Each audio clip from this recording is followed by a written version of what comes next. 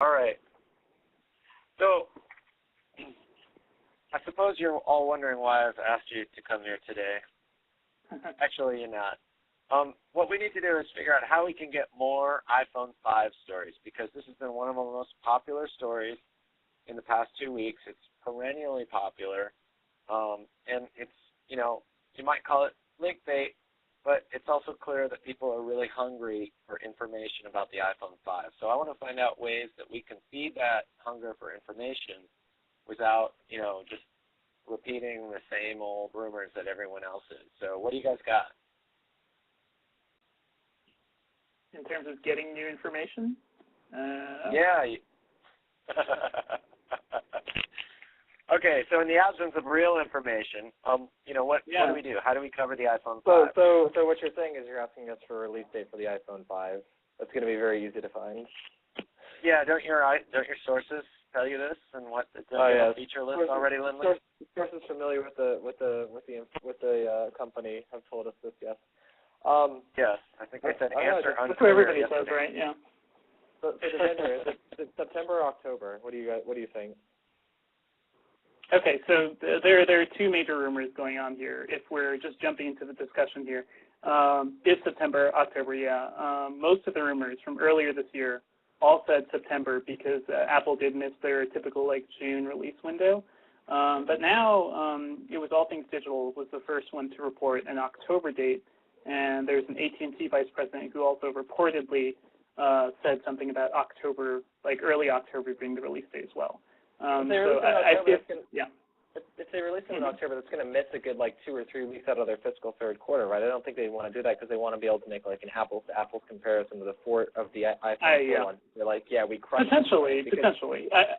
From what I hear, maybe they're still they're having trouble getting enough ready for a launch because the other news is that potentially this is going to hit Sprint and T-Mobile in America. Mm-hmm. So they can't just come in with the typical amount of units that they've had in the past.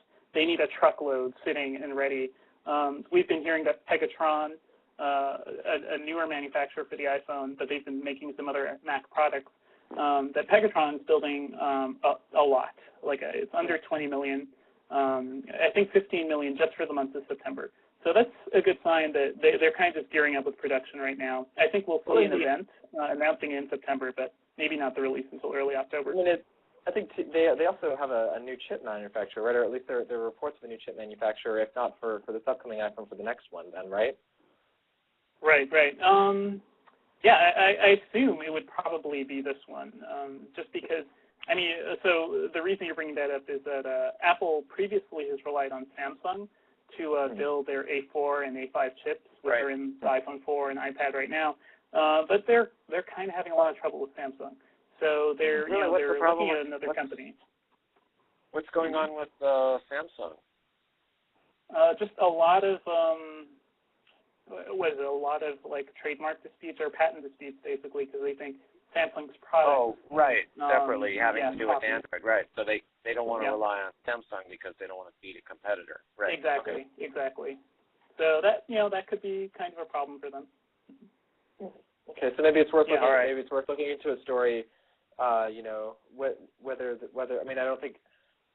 Maybe we should clarify to our readers then that they're having issues with Samsung, but that's not going to affect the current iPhone 5 launch because Samsung is at this point if they're manufacturing the A5 for the iPad 2 and potentially the iPhone 5, there's probably zero chance that it's going to affect the launch because at this point they must have already manufactured some massive number of chips for the iPhone 5 that have been shipped off to Foxconn or Pegatron or something like that, right? So maybe we should spell that out. Be like, okay, yeah, they're having issues with Samsung right now, but there's that's not going to affect the iPhone 5 launch because they do this stuff quarters ahead of time, right? They probably started manufacturing. Maybe. Yeah, because actually, Lindley, you reported that back in June that Apple potentially was dropping Samsung in exchange for Taiwan Semiconductor Manufacturing Company, I think the world's biggest chip maker. And so reports from sites like DigiTimes, which is a Taiwanese news site, they're saying that Pegatron or TSMC has been building these chips for the past few months. So it could potentially be for the iPhone 5 if they had enough, Okay. enough leeway. They could have done it. Okay. So, well, what's our plan? Like, we're probably going to find out, assuming they're going to announce it in September, right? We'll probably get an invitation to some kind of press event, maybe a few days before it happens. If they feel like sending us, yeah.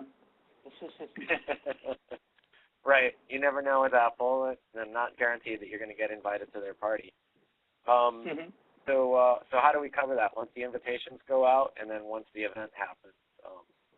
Once the event happens, I think it's very clear we have to have reporters at the event, if possible, and take as many pictures as possible, get as close as we can to the thing.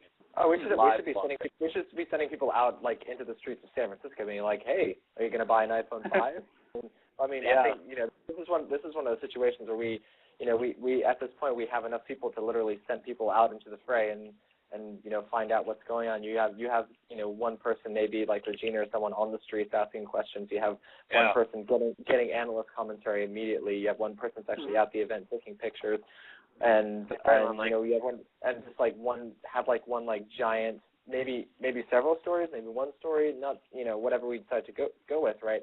But this is one of those times where I think we've assembled a team at this point that we have the ability to just do like 9 things all at once for one story, right? So and just bust out a really awesome story and beat the pants off of what MG's little the iPhone 5 is awesome because it's an Apple product and they love the iPhone, or you guys are getting really good at doing this kind of team coverage too. Like I was impressed by the coverage of Steve Jobs' retirement this week and all the news around HP last week. So I think we're really getting the hang of how to do gang up on a story and how to really cover the heck out of something like this. So for this one, we may want to consider some of these things, just like more video coverage of these things. More interviews of people like on the streets, right? Like take more interviews.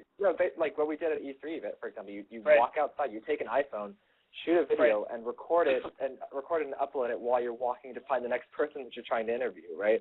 Like you can have. One of the great things about this little thing is you can shoot a video and have it online within like 5 minutes, like lightning fast. So we can be the first people if we really want to, like we were at E3, with video for interviews of this stuff online on the web on our site as quickly as physically possible, right? So right. Not a bad idea, yeah. All right, I think we have a plan here, gentlemen. Let's just keep our ears to the ground and let me know the instant you hear any new rumors. Obviously, anything that we can chase down that's credible and report on, any pictures we can get is going to be gold. But until we have actual news from Apple, it's going to be mostly just doing odds making on the rumors. But once it comes out, we'll be all over it. Absolutely, for sure. All right, thanks, guys.